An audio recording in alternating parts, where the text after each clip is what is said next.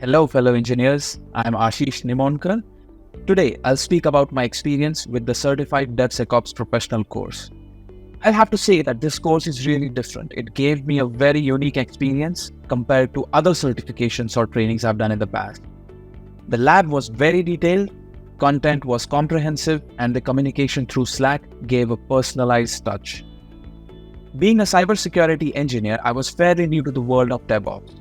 This course not only helped me improve my security knowledge, but also helped me understand the DevOps ecosystem in depth as well.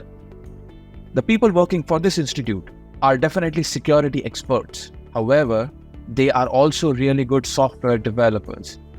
Because they have designed the sophisticated end-to-end portal, you will not waste a single minute of your time configuring anything in the portal or in the lab, and concentrate on practical learning.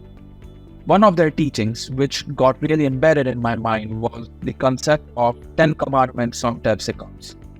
They emphasized on these core principles throughout the series, which one should definitely keep in mind while securing a DevOps environment, no matter how complex or naive the maturity of an organization is.